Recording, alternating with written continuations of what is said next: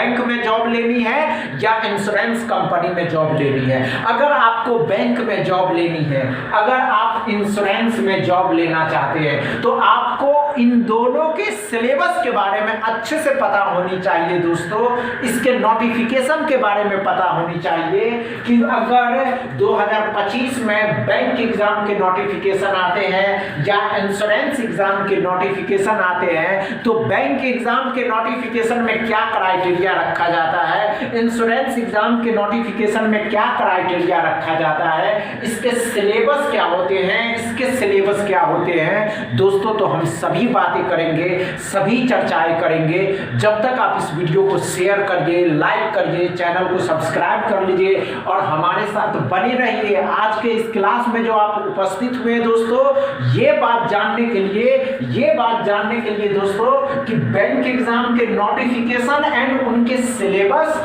And insurance exam के notification and insurance exam के syllabus. दोस्तों ये बात आप अच्छे से समझते हैं कि बैंकिंग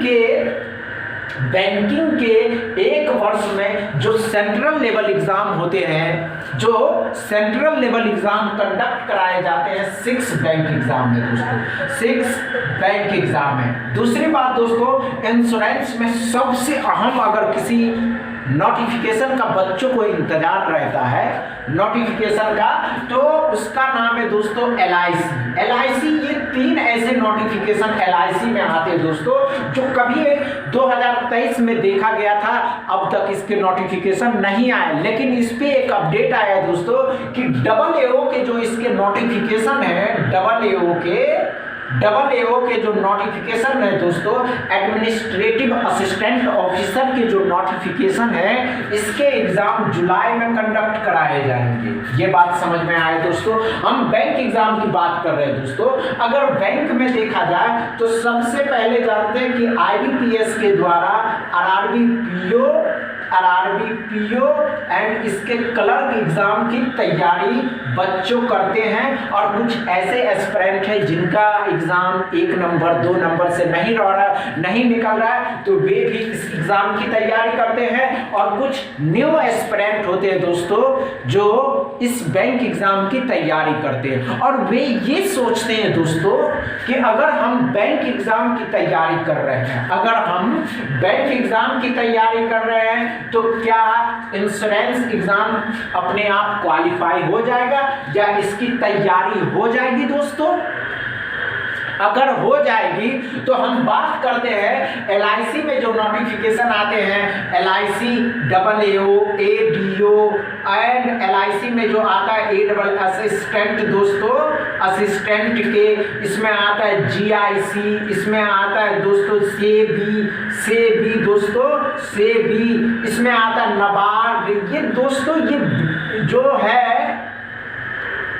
ये जो है इंश्योरेंस कंपनी, आप इसका और भी है सारा दोस्तों, बहुत सारा है। NICL है, NIACL है, और भी सारा बहुत सारा दोस्तों।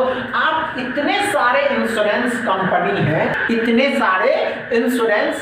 है, आप किसी एक एग्जाम को भी क्वालिफाई कर लेते हैं तो अपने आप सभी एग्जाम की स्ट्रेटजी आपको पता चल जाती है कि हम किस एग्जाम को क्वालिफाई कितने लेवल से कर सकते हैं। समझ में आया दोस्तों। और दूसरी बात, हम बैंक एग्जाम की बात करते हैं तो बैंक में जो सिलेबस होते हैं दोस्तों, वही सिलेबस LIC में काम करता है। अगर आप बैंक एग्जाम की तैयारी करते हैं तो LIC के भी सिलेबस या इंश्योरेंस एग्जाम के भी सिलेबस खुद ब खुद तैयार होते चले जाते हैं। समझ में आया दोस्तों।